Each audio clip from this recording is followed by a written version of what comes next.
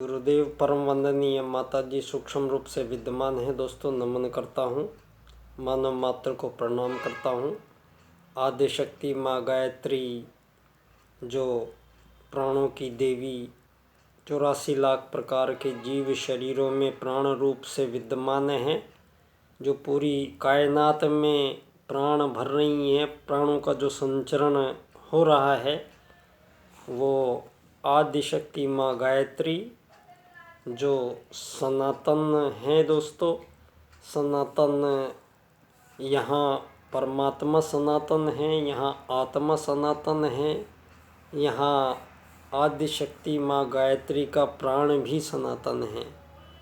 और जी इन्हीं सनातन विचारों में दोस्तों आज के परिप्रेक्ष्य में जहाँ एक तरीके का वैचारिक एक प्रदूषणों से सारी दुनिया त्रस्त है और सारा मानव समाज 1000 साल से कुछ ऐसी गलतियां बराबर दोहराता चला गया है। दोस्तों जो गलतियां यहाँ मानव को संभव ही नहीं है कि वो कार्य कर सकेगा, और वो कार्य करने के लिए ही यहाँ शिक्षण प्रशिक्षण देके और पूरा मानव जीवन ही व्यतीत करवाया जा रहा है।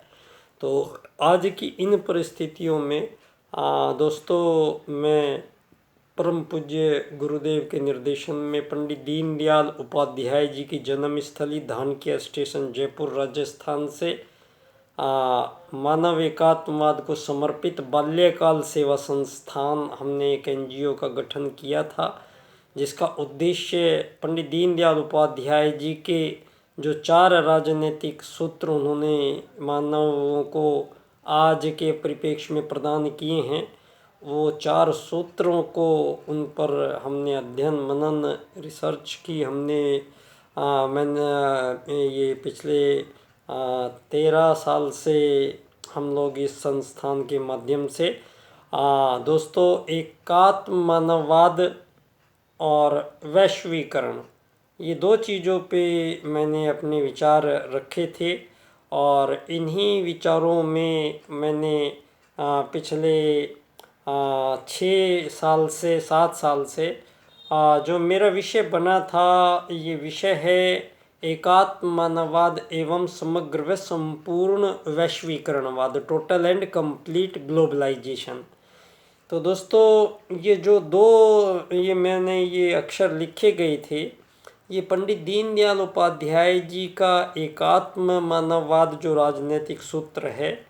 मैं पंडित दीनदयाल उपाध्याय जी के एकात्म मानववाद को, अर्थायाम को, आर्थिक लोकतंत्र को और अंत्योदय को, इन 4 सूत्रों को मैंने एक ही क्रम से रखकर जब मैंने इनकी व्याख्या करता हूँ दोस्तों, आर्थिक लोकतंत्र द्वारा अर्थायाम आधारित एकात्म मानववाद की राजनीति की विश्व में स्थापना जब हम कर लेते हैं तो विश्व को फिर अंत्योदय की प्राप्ति होगी। तो ये इस प्रकार से 4 सूत्र हमारे ही वेद सूत्रों को परिपुष्ट करते हैं। हमारे जो वेद सूत्र आत्मवत सर्वभूतेषु और वसुधैव कुटुंबकम, दोस्तों इन दोनों सूत्रों को मिला दिया जाएगा तो विश्व को एक नई राजनीति जो आज प्रदूषित हुई है दुनिया में, वो पंडित दीनदयाल उपाध्याय जी के उन्हीं 4 सूत्रों से प्राप्त होगी भविष्य में। इसी विषयों को मैंने रखते हुए पिछले दिनों से कुछ लिखने की परम पूज्य गुरुदेव ने आज्ञा दी है, तो मैंने कुछ विषयों पर मैंने 13 किताबें मैंने लिख ली हैं। और अभी मैंने एक आज नई पुस्तक मैंने लिखनी प्रारंभ की है दोस्तों। ये इसका मैंने जो शीर्षक रखा है वो रखा है युग परिवर्तन के 2 सूत्र। परम पूज्य गुरुदेव के युग परिवर्तन जो है उसके 2 सूत्र जो हैं, मैंने ये विषय रखा है आत्मवत सर्वभूतेषु व वसुधैव कुटुंबकम।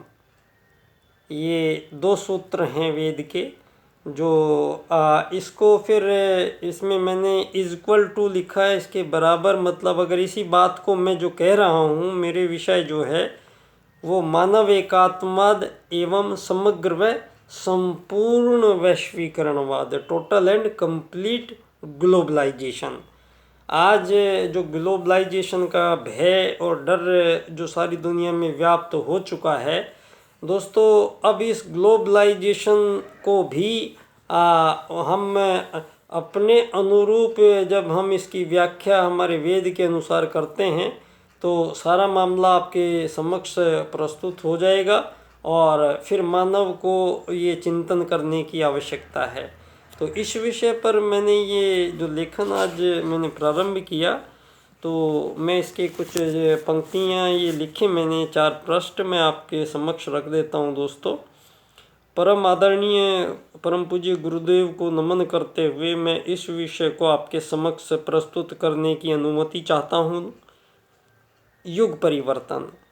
मित्रों, सबसे पहले इस शब्द को समझते हैं।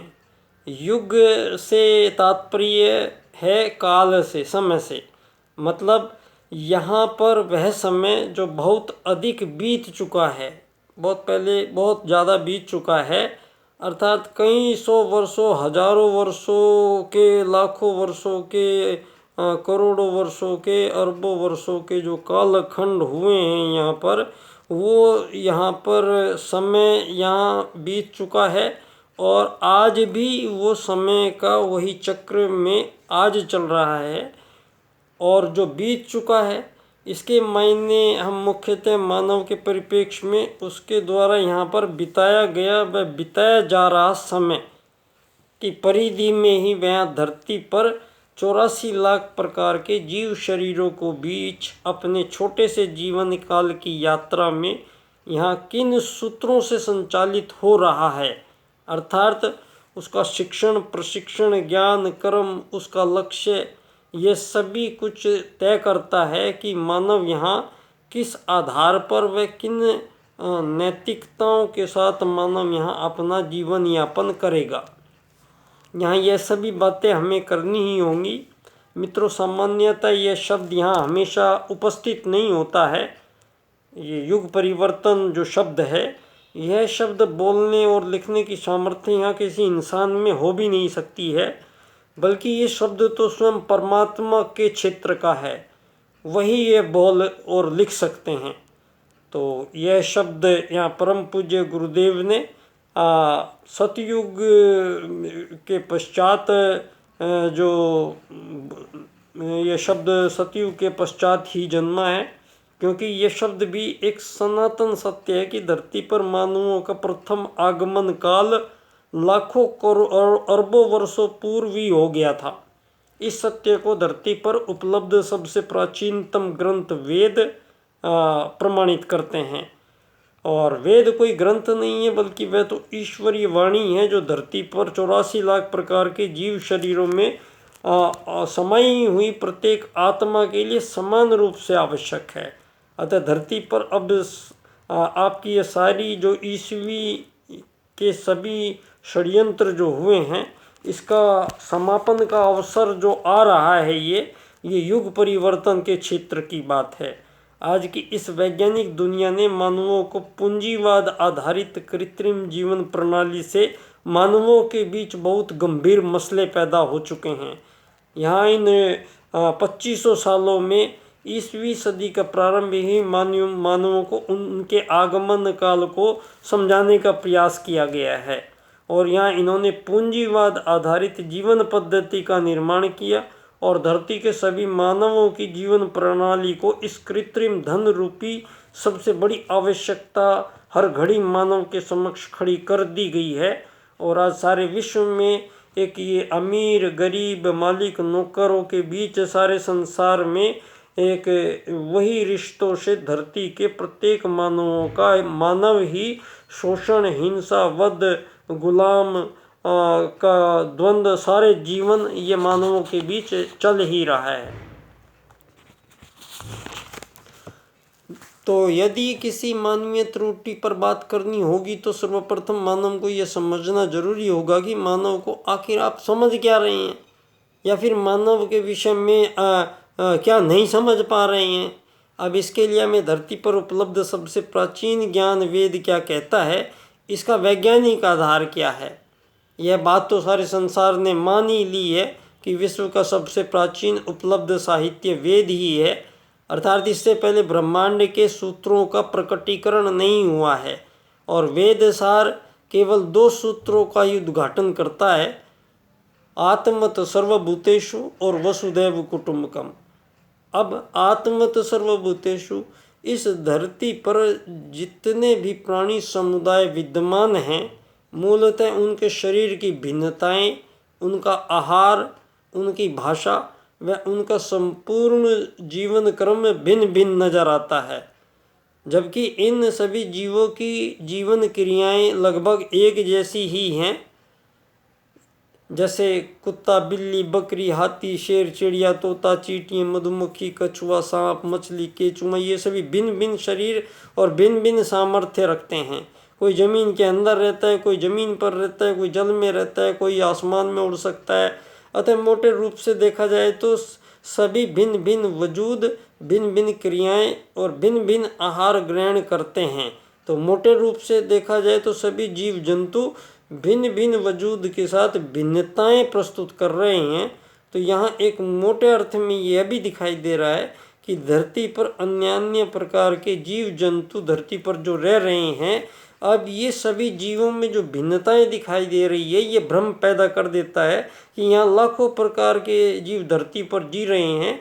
और यह भी हमें दिखाई देता है कि एक प्रजाति के सभी जीव एक कुनबा बनाकर रहते हैं, अर्थात सभी जीव परिवार बनाकर ही रहते हैं। सभी जीव संतानोत्पत्ति करते हैं, सभी जीव भोजन ग्रहण करते हैं, मलों का निष्कासन करते हैं और सभी जीव मृत्यु को प्राप्त करते हैं।